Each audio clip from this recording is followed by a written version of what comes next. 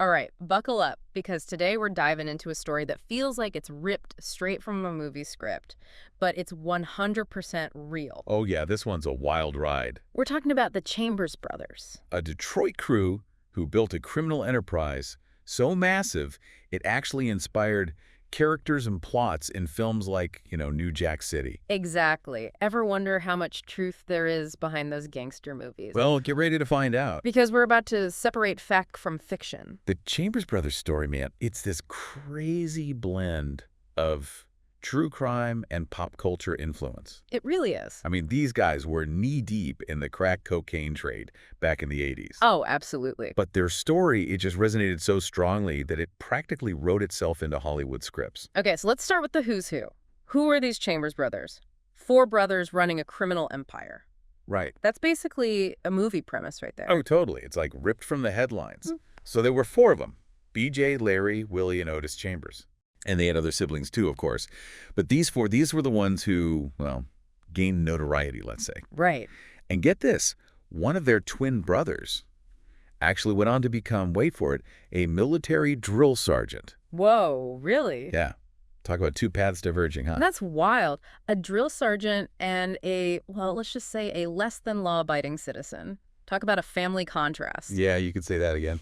So what was it that made these four brothers so infamous? What catapulted them into the public eye? Well, there were a few things, for sure, but the one thing that really launched them into the spotlight, you're not going to believe this, it was these videotapes. Videotapes? Yeah. The Detroit Police Department, they seized these tapes during a raid. Okay. And picture this, the police are expecting, I don't know, the usual evidence, right? Yeah. Drugs, weapons, whatever. Right. But instead, they find home videos of these guys literally swimming in cash. No way. Like mountains of money. Oh. Overflowing from laundry baskets. You're kidding. I'm serious. It was basically a tutorial on how to flaunt your illegal wealth. That's insane. Okay, that's way beyond just flashing a few bills. Oh, yeah. That's a whole other level of audacity. Yeah. No wonder it caught everyone's attention. So this wasn't just like, a typical like street level drug dealing operation. Right, no. This is not your average street corner stuff. The Chambers brothers, they were running a full-blown massive crack cocaine distribution network. Wow. In Detroit. And they had taken over this entire apartment complex. It was called the Broadmoor. The Broadmoor. Yeah, they basically turned it into their central hub. Like their headquarters. Exactly. Much like, Nino Brown and the Carter in New Jack City, if you've seen that movie. I have, yeah. It's crazy how much that mirrored real life. So they were like operating like a legitimate business. Pretty much. Hierarchy, distribution network. They even had marketing strategies. Wait a minute. Marketing strategies for crack cocaine? Like, what were they handing out, coupons? Not quite coupons, but yeah, you get the idea. Yeah. They were known for undercutting the competition, offering like loyalty programs to their customers. Oh, wow. Crazy. Thought they took business school principles and applied them to, the drug trade. In a twisted way, I almost got to admire their like entrepreneurial spirit. Obviously not the product they were pushing, but still. But speaking of New Jack City, the parallels between the film and the Chambers brothers story are pretty striking. Were the filmmakers just inspired by them, or is there like a more direct connection? It's way more than just inspiration. New Jack City straight up lifted entire plot points from the Chambers brothers story. Nino Brown, remember? Yeah. How he consolidated power, his brutal tactics, even taking over the Carter, that apartment building. Right. It's all mirroring what the Chambers brothers did in Detroit. Really? Almost perfectly. Wow. So it's not just that they inspired the movie, it's like the movie immortalized their story, even if most people watching have no idea about the real-life connection. But with all this talk of, drugs and crime and everything, I'm curious about the human element. Was there any glimpses into their personal lives that reminded us that these were actual people beyond the headlines? Oh, yeah, definitely. There are these little moments, that add a layer of humanity to their story. Like what? Like, for instance, their mother, she passed away in 2003. Okay. It's a small detail, but it reminds us that they had families, relationships, they experienced loss, just like anyone else. It's easy to forget that. It is. And, if you're interested in digging deeper into their personal lives and all the things that, shape their paths, there's this book. It's called Land of Opportunity, One Family's Quest for the American Dream in the Age of Crack. It's by William M. Adler. It's a really fascinating read. Oh, I'll have to check that out. Okay. So we've got this true crime saga pop culture influence, hints of a more, I don't know, nuanced human story. It's like a multi-layered cake. It is. Yeah. And we've only just begun to peel back the frosting. But to really understand the Chambers brothers, we need to talk about the environment they operated in. Absolutely. Detroit in the You 1980s. can't look at them in isolation, right? Right. Their rise to power, it happened during, well, the peak of what we call the crack epidemic. The crack epidemic. Yeah. And believe me, that term, epidemic, it's not an exaggeration. I can imagine. This is a time when crack cocaine, this cheap, highly addictive form of cocaine, it flooded the streets of so many American cities. Detroit was hit hard. So how did this crack epidemic, as you call it, how did it contribute to the Chambers brothers story? Was it just a matter of like supply and demand? It was more than that. Or is there something more to it? Think of it like this. The crack epidemic wasn't just a drug problem. Okay. It was a symptom of much deeper societal issues. Ah, I see. Detroit, back then, it was a city struggling. Economic decline, high unemployment, tons of racial tension. So they weren't just operating in a vacuum. They were a product of their environment. Exactly. And that's what makes their story so fascinating. It's a window into a specific time and place in American history, a time marked by, well, both opportunity and despair. And that's where we'll pick things up next time. So we're talking about a city, Detroit, hit hard by economic downturn, unemployment, racial tensions, and then into that mix, you throw this highly addictive drug. Yeah. It's like a recipe for disaster, isn't it? It was a perfect storm, really. The crack epidemic, it just exacerbated these existing inequalities. Right. And it created this sense of like desperation, especially in marginalized communities. Yeah. And unfortunately, the Chambers brothers were, well, they were masters at exploiting that desperation. It's almost like they saw a business opportunity in all that suffering. Right. Which is pretty disturbing when you think about it. It's a tragic reality. But it's important to understand that context, right? Yeah. The Chambers brothers, they weren't just some like rogue gang operating in the shadows. They were a reflection of these larger societal forces that were at play. And that's what makes their story so relevant, even today. So you're saying their story is more than just a true crime thriller. It's a reflection of a specific moment in American history. Exactly. The Chambers brothers, their rise and fall, it's totally intertwined with what was happening in Detroit in the 80s, the social and economic realities of that time and place. It's a case study in how societal problems can, well, they can create the perfect conditions for these criminal enterprises to thrive. Okay, so we've talked about the crack epidemic, the economic downturn, the social unrest. Mhm. What was it about the Chambers brothers specifically that made them stand out? I mean, there were other gangs operating in Detroit at the time. Oh, absolutely. Plenty of them. But the Chambers brothers, they had a few things going for them. Like what? First, their business smarts, like undeniable, right? Oh, yeah. Remember those videotapes we talked about? Yeah. They weren't just about showing off their cash. Those tapes, they actually revealed a lot about how organized they were. The police, they were shocked, man, by how carefully these guys tracked everything. Really? Income, expenses, distribution networks. It was like they were looking at the books of a Fortune 500 company. Yeah. Except their business was crack cocaine. So not your typical street thugs. Not even close. More like, I don't know, criminal masterminds maybe? Yeah, that's a good way to put it. Ruthless, calculating, and incredibly efficient. And that's how they got to the top of the Detroit drug trade. Yeah. There was even this article in the New York Times. They described the Chambers operation as remarkably businesslike. Wow. Which, I mean, kind of chilling way to describe a criminal enterprise, right? Yeah, it's like they took the idea of the American dream and applied it to the underworld. Talk about a dark side. But all that notoriety, all that attention, didn't that eventually lead to their downfall? Yeah, it's almost inevitable, you know? Yeah. The higher you climb, the harder you fall. And for the Chambers brothers, their fame, it became their weakness. The more successful they get, the more attention they attracted. Not just from, law enforcement, but also rival gangs. So it was only a matter of time before their empire crumbled. Pretty much. Yeah. It's a classic story of ambition and greed, Right. Unchecked, it leads to self-destruction. But, their legacy, it didn't end with their arrest. That's right. We got to bring it back to New Jack City. I mean, it's one thing for a movie to be inspired by a true story, but this was something else. It basically became a cinematic representation of the Chambers brothers. Mhm. What was the reaction to the film like, especially from people who knew the real story? New Jack City had a huge impact, man. Yeah. For a lot of people, it was the first time they really saw the reality of the crack epidemic, Right. the violence, the destruction. It was all right there on the screen. And, there were some who criticized the film for, like, glorifying the criminal lifestyle. I can see that. But others, they saw it as a cautionary tale, a raw depiction of just how devastating the drug trade could be. It's interesting how one film can spark such different interpretations.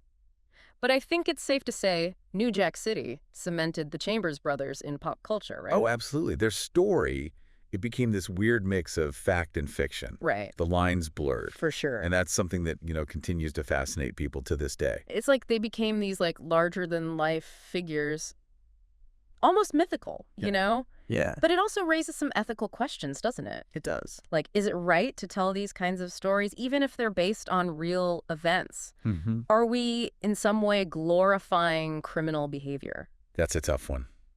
There's no easy answer. I think it comes down to how these stories are told. I should. You got to find that balance, portray the realities of crime without making it look glamorous. And it's also about understanding the bigger picture. The social and economic forces, right? They contribute to these situations. Take the Chambers brothers, for example. It's not just about a bunch of criminals.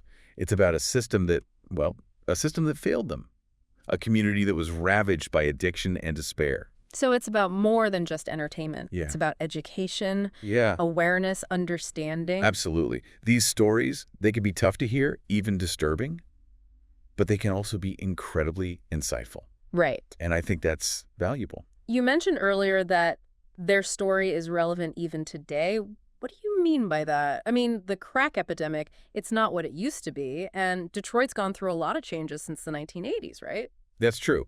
But the underlying issues the issues that fueled the Chambers brothers' rise, things like poverty, lack of opportunity, systemic inequality, Yeah. those haven't gone away. They're still very much present in a lot of communities.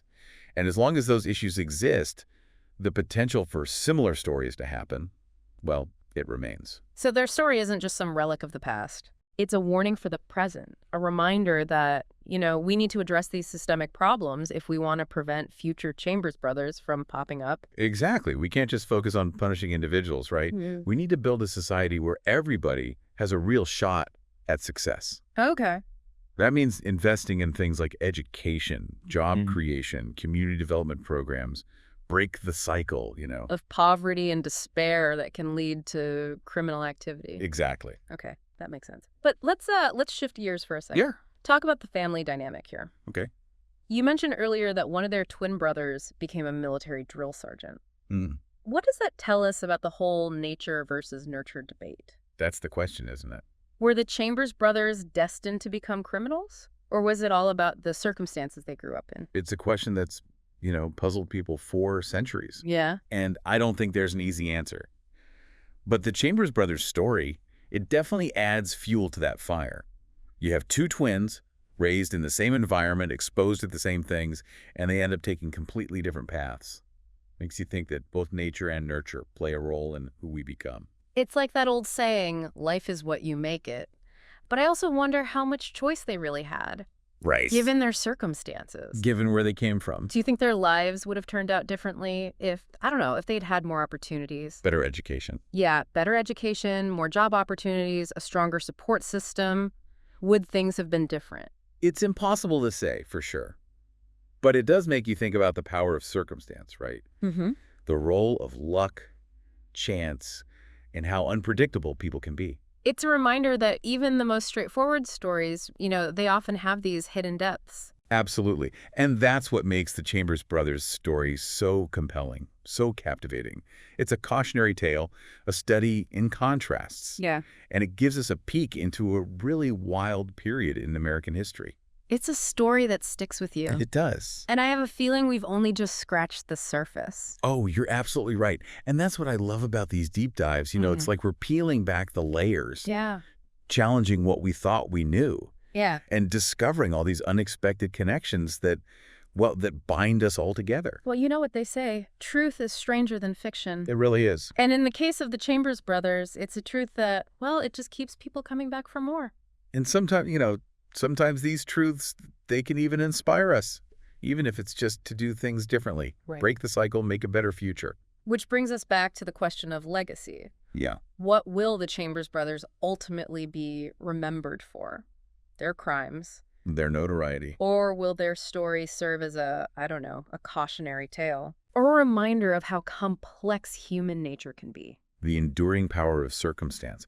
That's a question we all have to grapple with. There's no right or wrong answer. Yeah. But I think by engaging with their story, by facing those uncomfortable truths that it reveals, maybe, just maybe, we can move towards a deeper understanding. Of ourselves and the world around us. Exactly. And that's what makes deep dives like this so valuable, right? Oh, absolutely. It's not just about learning the facts. It's about wrestling with the implications. Yeah. The questions that stick with you long after the story's over. Exactly. It's about sparking curiosity, encouraging critical thinking, and maybe even a little soul searching along the way. I love that. Because the best stories, they don't just inform us, they change us. They do. And that's a perfect note to end on. We've covered a lot today, exploring the rise and fall of the Chambers brothers, their impact on pop culture, the incredibly complex social forces that shape their lives. But as always, the conversation doesn't end here. There's still so much to unpack. Oh, yeah. So much to think about. We've given you the pieces.